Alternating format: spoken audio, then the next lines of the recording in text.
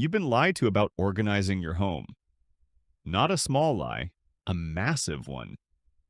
You were told, just clean more, buy better storage, be more disciplined. But here's the reality almost nobody wants to admit. Your home is not messy because you're lazy. It's messy because your system is broken, and it gets worse. Every single item in your house is quietly stealing your time, your focus, and your energy. That pile on your chair, that drawer you avoid opening, that one corner you ignore for now, that's not clutter. That's unpaid mental debt. And if you don't fix it, it compounds. Daily stress, wasted time, embarrassment when someone visits, money lost buying things you already own but can't find. This is where people slowly lose control of their life without realizing it. But here's the shift. In Japan, organization is not about cleaning, it's about control. Control over what enters, control over what stays, control over what leaves. And once you understand these 10 habits, clutter doesn't come back. 1. Stop letting random things enter your life. This is where almost everyone fails, not in cleaning, not in organizing. At the front door, you say yes too easily. A random sale, might be useful someday item, a gift you didn't even want, another version of something that you already own. And just like that, your house expands without your permission. Here's the brutal truth. Every object you allow into your home becomes a future responsibility. You will have to store it, move it, clean around it, remember it, deal with it again later. Now multiply that by hundreds. That's not a home anymore. That's a system designed to overwhelm you. The strongest homes don't clean better. They reject better. If something has no clear purpose, no real value, and no defined place, it doesn't come in. No exceptions. 2. You're not keeping objects. You're keeping old versions of yourself. This is the part nobody talks about. Why do you keep things you never use? Because they're not just objects, they're identity.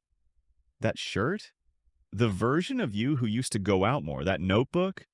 The version of you who was going to start. That gadget?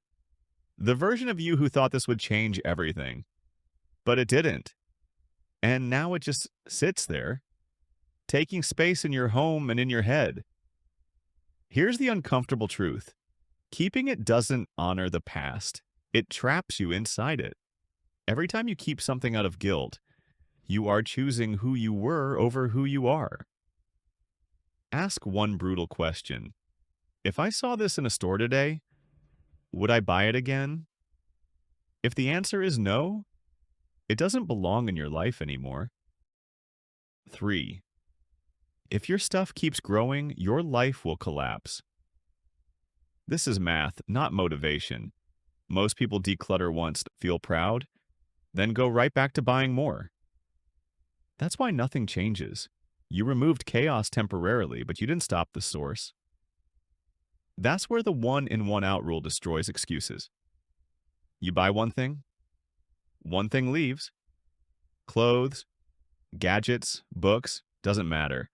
No emotional loopholes. And this is where people break. They start negotiating. I need both. This one is different. I'll use it later. No, you're just choosing clutter again. A controlled home has limits. A chaotic home has stories. 4. If an item has no home, your brain never rests. Ever notice how tiring a messy space feels? Even when you're not doing anything. That's not in your head. It's because your brain is constantly processing unfinished decisions. Where does this go? Why is this here? Did I forget something? That low-level noise never stops. The fix is simple but strict. Every item must have a permanent address, not somewhere here, not I'll figure it out later. A real place, because once everything has a home, you stop searching. You stop thinking. You just return things automatically. That's when a house stops draining you and starts supporting you. 5. If you only clean when it's bad, you're already losing. Most people clean too late. They wait until the mess is visible, the stress is annoying, the embarrassment kicks in. Then they panic clean. But that's not control. That's recovery. High functioning homes don't wait for chaos. They reset before it appears. That means cleaning behind things, not just around them. Clearing hidden clutter. Resetting spaces regularly. Because here's what happens if you don't. You stop noticing the mess. And once you stop noticing, you start living in it. 6. A full space is a broken space. This one hurts people's ego because they think more storage equals better organization.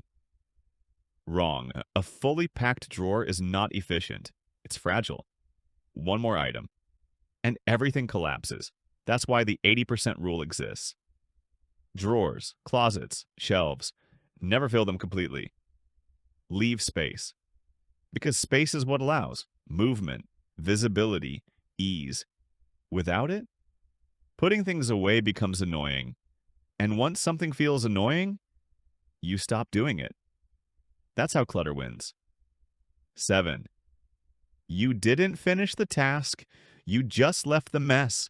This is one of the biggest silent killers. You think you're done. You cooked. You worked. You got dressed. But the room tells a different story. Things left behind. Objects out of place. Small traces everywhere. That's how clutter builds. Not from big events. From tiny leftovers. A disciplined system follows one rule. The task is not done until the space is reset. That means finish arrow restore, use arrow return, open arrow close. If you skip this, you're not finishing tasks, you're stacking future problems. 8. Your rooms are bleeding into each other. Look around your house. Kitchen items in the living room, work stuff in the bedroom, random objects everywhere. That's not normal. That's system failure. Every room has a function. And when items start crossing boundaries, your brain loses structure. You can't relax properly. You can't focus properly. You feel off, but don't know why. Simple fix. Treat every doorway like a checkpoint. Before entering, does this belong here? If not, it goes back. That one habit alone can stop 50% of clutter. 9. You stop seeing your own mess. This is dangerous, because once something stays long enough, it becomes invisible. That pile, normal. That shelf, fine. That corner, doesn't bother you anymore. That's how people live in clutter, without realizing it. The fix? Constant small resets, not big cleaning days. Tiny rotations. Fix one drawer, clear one surface, move one object. Reevaluate one space. Why? Because movement forces awareness, and awareness kills clutter. 10. You're sabotaging your future self. This is the real reason your home feels heavy. You keep delaying simple things. I'll do it later. Just for now. Tomorrow. But tomorrow is you. And you're dumping problems on that version of yourself every single day. Dishes, mess, disorder, decisions. That's why mornings feel heavy. Not because life is hard, because you made it harder. The Japanese approach flips this completely. Treat your future self like a guest. Prepare the space. Reset the room.